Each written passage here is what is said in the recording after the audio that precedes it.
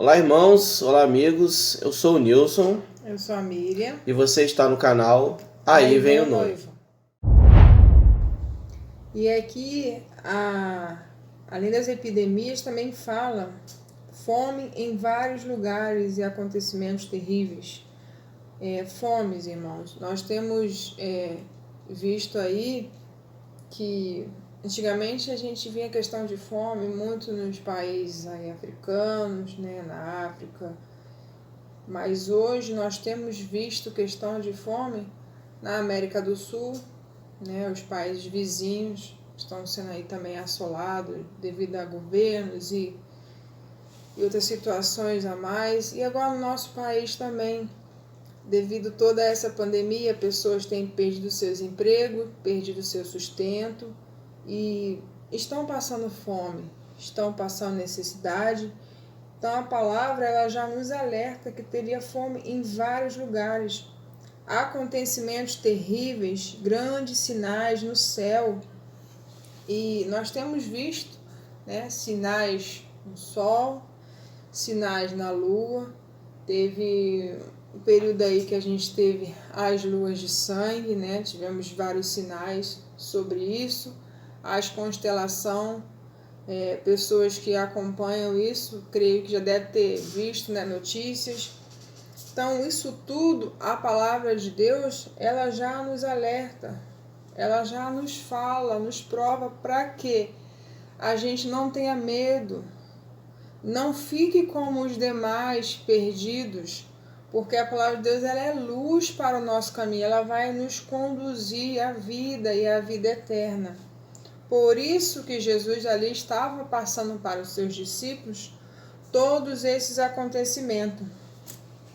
E no verso 12 de Lucas 21, ainda fala assim também. Mas antes de tudo isso, falando com os discípulos, que aqui Lucas também fala da mesma questão que Mateus, 24 fala. Mas antes de tudo isso, eles prenderão, perseguirão vocês, entregando-os a sinagogas e prisões, e vocês serão levados à presença de reis e governantes por minha causa. Isso aconteceu com os discípulos e isso tem acontecido nos dias de hoje. Quantos lugares que tem as pessoas que têm levado a palavra de Deus, os discípulos de hoje que têm levado a mensagem da cruz, têm sido perseguidos, mortos, presos, levados por causa do amor a Cristo. E aqui ele mesmo fala, Jesus mesmo fala, por minha causa. Verso 13, isso lhes dará a oportunidade de testemunhar. Ser testemunha de Cristo é padecer, é sofrer perseguição. Mas convençam-se de uma vez de que não se deve preocupar com o que dirão para sua defesa, pois eu mesmo lhe darei eloquência e sabedoria que nenhum adversário será capaz de resistir ou refutar. Vocês serão traídos até por pais, irmãos, parentes, amigos. Alguns de vocês serão mortos. Entendam, há aqueles que serão mortos como testemunho. Mas não se preocupe, esses Deus vai preparar. Todos odiarão vocês por minha causa. Contudo, nenhum fio de cabelo da cabeça de vocês se perderá. Vocês salvarão a própria vida permanecendo fiéis a mim. Essa é a palavra de Deus para os dias de hoje. Era para o período dos discípulos e é para o nosso período de hoje. Os discípulos sofreram perseguição, foram martirizados, foram presos, mas permaneceram fiéis. E eles foram alertados. Jesus aqui o alertou sobre tudo isso que iria acontecer, mas que eles estivessem preparados. Amém? Interessante, só para finalizar, no versículo que você acabou de ler aí, 17 de Lucas 21, e todos sereis odiados por causa do meu nome. A igreja brasileira, ela está um pouco acostumada com um sistema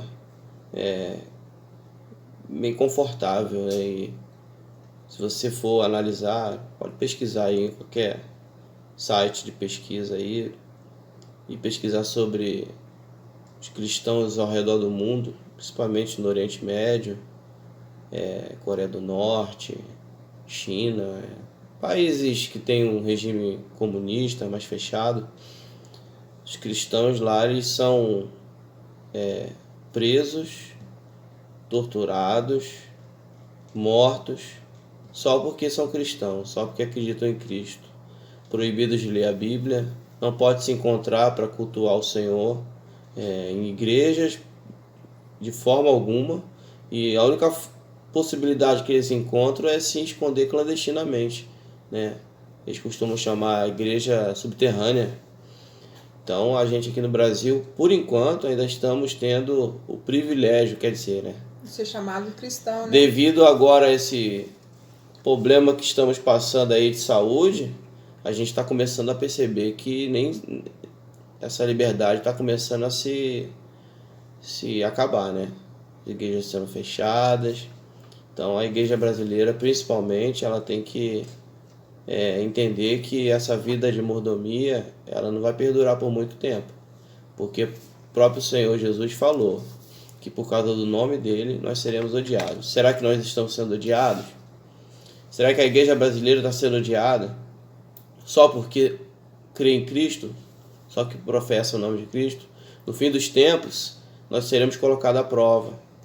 Quando estivermos na grande tribulação, são coisas futuras que nós vamos trazer aqui no canal, mas já dando uma pincelada aí, que a igreja vai passar pela tribulação. A igreja ela vai passar por um teste, por uma prova de fogo.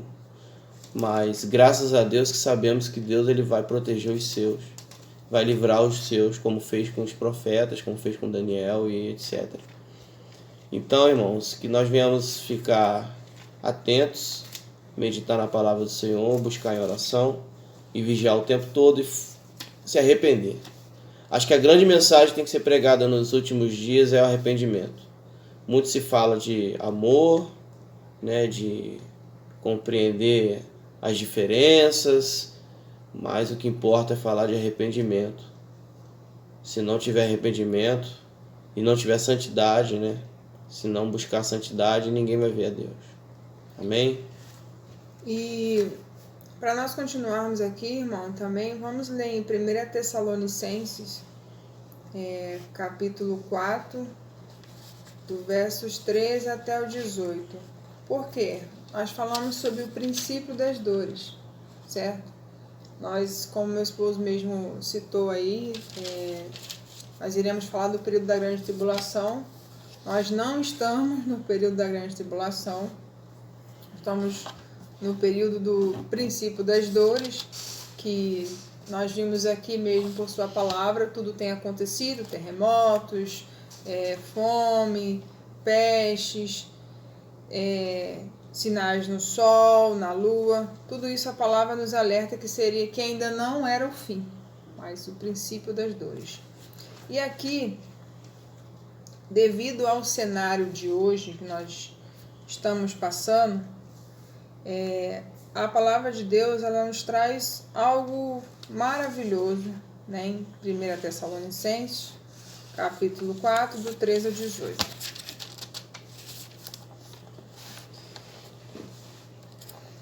Eu vou ler. Você lê? Agora, irmãos, desejamos informar-lhes a verdade sobre os que morreram. De outra forma, vocês se entristeceriam como os demais, que não têm em que pôr a esperança, pelo fato de crermos na ressurreição de Jesus. Também acreditamos que Deus, por meio de Jesus, tomará consigo os que morreram. Ao dizermos isso, baseamo-nos na própria palavra do Senhor. Nós, os vivos, quando o Senhor vier, com certeza não precederemos os mortos, porque o próprio Senhor descerá do céu com voz forte, com o chamado de um dos anjos principais e com o chofar de Deus, e os que morreram unidos ao Messias serão os primeiros a se levantar. Então nós que ainda estivermos vivos seremos elevados das nuvens para encontrar o Senhor no ar, e assim estaremos para sempre com o Senhor.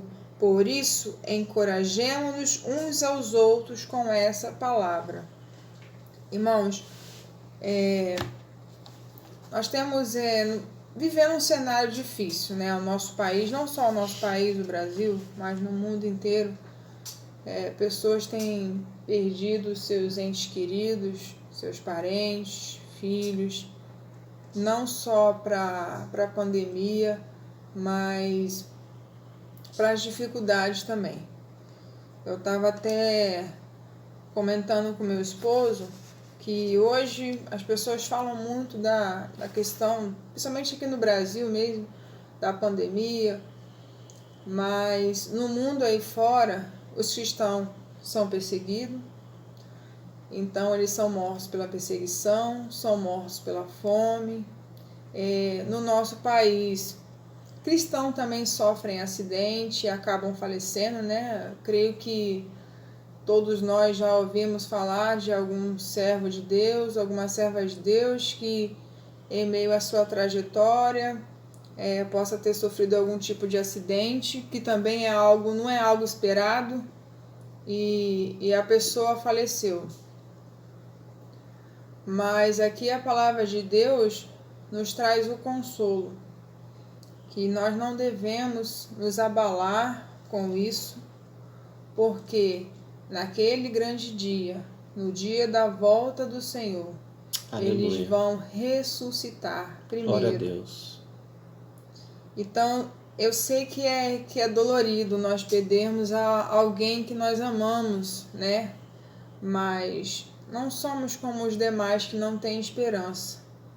Aqui esta passagem nos fala, mas eles vão ouvir o chamado e vão se levantar para nos unirmos, e nós, né, vamos ter os nossos corpos transformados e vamos juntos nos encontrarmos com o nosso Messias nos ares. Então, por mais que esteja doendo, difícil, a gente ficar longe de um ente querido. Eu sei que muitos já perderam seus pais, seus filhos, seus irmãos. Eu já perdi avós, tios. Mas o consolo é que um dia eu verei eles com Cristo. Amém?